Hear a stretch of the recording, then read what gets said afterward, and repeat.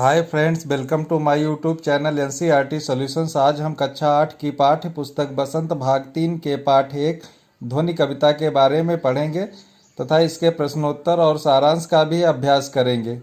यह कविता सूर्यकांत त्रिपाठी निराला जी द्वारा रचित है। तो शुरू करते हैं आज की अपनी वीडियो। ध्वनि। अभी न होगा मेरा अंत, अभी अभी तो आया है मेरे वन में मृदुल बसंत, अभी न होगा मेरा अंत। हरे हरे ये पात, डालियाँ कलियाँ कोमल गात, मैं ही अपना स्वप्न मृदुल कर फेरूंगा निर्दित कलियों पर। जगा एक प्रत्युष मनोहर, पुष्प पुष्प से तंद्रालस लालसा खींच लूँगा मैं, अपने नवजीवन का अमृत हर्ष सींच दूंगा मैं। द्वार दिखा दूंगा फिर उनको, है मेरे वे जहां अनंत, अभी न होगा मेरा अंत।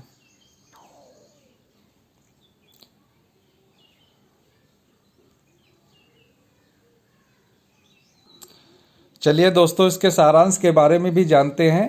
ध्वनि पाठ श्री कांत त्रिपाठी निराला द्वारा लिखा गया है, जिसमें कवि ने मानव को अपने जीवन में कभी निराश नहीं होने की प्रेरणा दी है। वह मानव जाति को कठिनाइयों में भी आगे बढ़ते रहने को कह रहे हैं। वे इस कविता द्वारा मानव में जोश का संचार करने का प्रयास कर रहे हैं। कवि का मानना है कि अभी उसके जीवन का अंत नहीं होगा, अभी अभी तो उसके जीवन में सुकुमार शिशु रूपी बसंत का आगमन हुआ है। जिस प्रकार बसंत के आने से प्रकृति में चारों ओर हरियाली छा जाती है, उसी तरह कवि ने अपने अच्छे कर्मों के माध्यम से अपनी ख्याति फैलाना चाहते हैं। कवि अपने सपनों से भरे कोमल हाथों को अलसाई कलियों पर फेर कर उन्हें सुबह दिखाना चाहते हैं। यानी वह अपनी कविता के द्वारा वह आलस्य में डूबे और निराशा से भरे युवाओं को प्रेरित कर उन्हें उत्साह से भर देना चाहते हैं, ताकि वह नया सृजन कर सकें। कवि सोए रहने वाले प्रत्येक पुष्प यानी युवा की नींद भरी आँखों से आलस्य हटाकर उन्हें जागरूक बनाना चाहते हैं। कवि उन पुष्पों को हरा भरा बनाए रखने के लिए उन्हें अपने नवजीवन के अमृत से सींचना चाहते हैं। कवि की जीवन में अभी बसंत का आगमन हुआ है, उनका अंत बहुत दूर है, अभी उन्हें बहुत सारे काम करने हैं।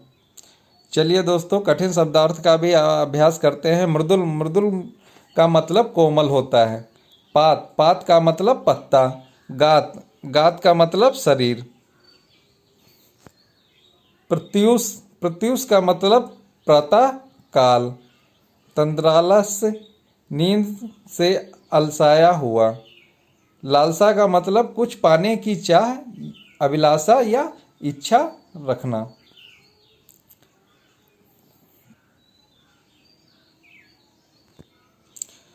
चलिए दोस्तों, इसके प्रश्नोत्तर का भी अभ्यास करते हैं। कवि को ऐसा विश्वास क्यों है कि उसका अंत अभी नहीं होगा? उत्तर। कवि को ऐसा विश्वास इसलिए है क्योंकि अभी उसके मन में नया जोश व उमंग है। उसे अभी काफ़ी नवीन कार्य करने हैं। वह युवा पीढ़ी को आलस्य की दशा से उबारना चाहते हैं। प्रश्न संख्या 2। फूलों को अनंत तक विकसित करने के लिए कवि कौन सा प्रयास करता है? उत्तर। फूलों को अनंत तक विकसित करने के लिए कवि उन्हें कलियों की स्थिति से निकाल कर खिले फूल बनाना चाहता है। कवि का मानना है उसके जीवन में बसंत आया हुआ है, इसलिए वह कलियों के हाथों के बसंती स्पर्श से खिला देगा। वह फूलों की आँखों से आलस्य हटाकर उन्हें चुस्त और जागरूक करना तथा अपने नवजीवन के अमृत से सींचना चाहता है।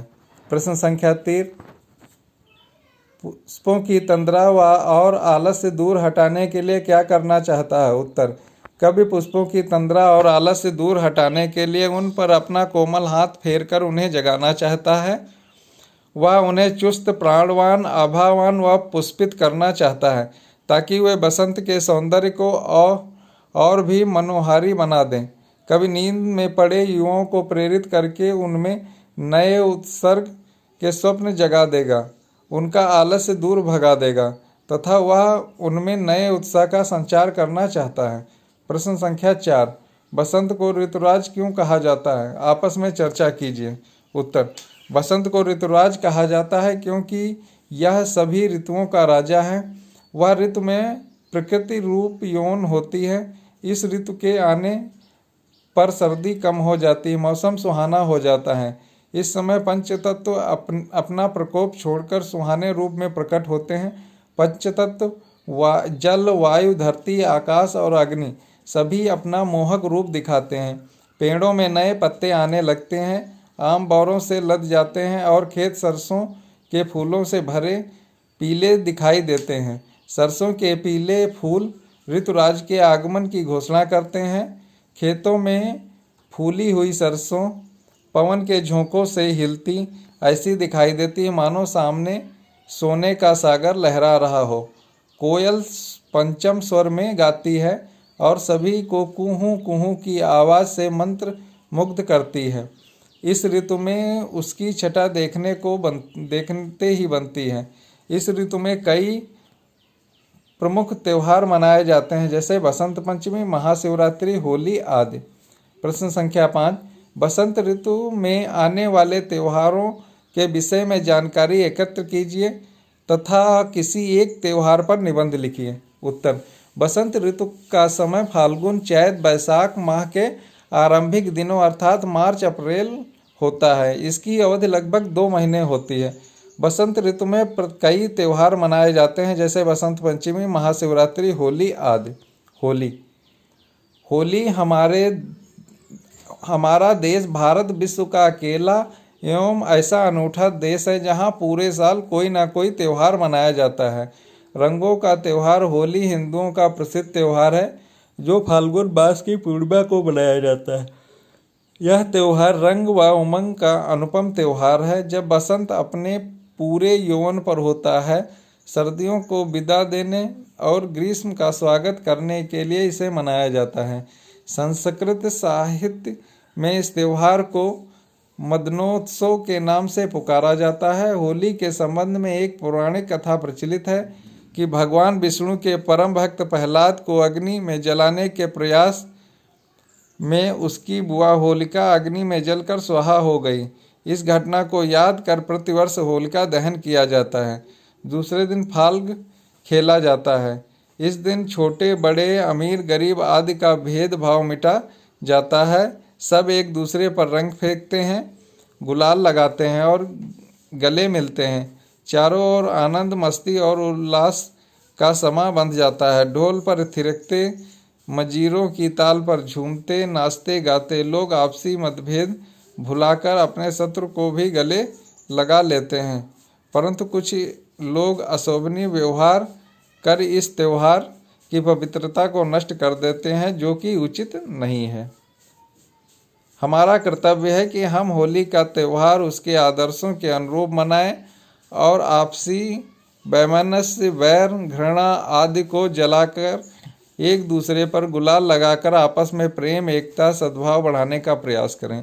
होली के अवसर पर आओ एक दूसरे का गुलाल लगाएं, अपने सब भेदभाव भुलाकर प्रेम और सौहार्द बढ़ाएं। चलिए बात करते हैं भाषा की बात। प्रश्न संख्या 6, हरे हरे पुष्प में एक शब्द की एक ही अर्थ में पुनरावृत्ति हुई है। कविता के हरे हरे ये पात वाक्यांश में हरे हरे शब्द युग्म पत्तों के लिए विशेषण के रूप में प्रयुक्त हुए हैं। यहाँ पात शब्द बहुवचन में प्रयुक्त है। ऐसा प्रयोग भी होता है जब कर्ता या विशेष एक वचन में हो और कर्म, क्रिया या विशेषण बहुवचन में, जैसे वह लंबी चौड़ी बातें करने लगा। कविता में एक ही शब्द का एक से अधिक अर्थों में प्रयोग होता है। 3 बेर खाती थी, वे 3 बेर खाती थी। जो 3 बेर खाती थी वह 3 बेर खाने लगी। एक शब्द बेर का 2 अर्थों का प्रयोग करने से वाक्य में चमत्कार आ गया। इसे यमक अलंकार कहा जाता है। कभी कभी उच्चारण की समानता से शब्दों की पुनरावृत्ति का अभ्यास होता है, जबकि दोनों 2 प्रकार के शब्द होते हैं, जैसे मन का। ऐसे वाक्यों को एकत्र कीजिए जिनमें एक ही शब्द की पुनरावृत्ति हो।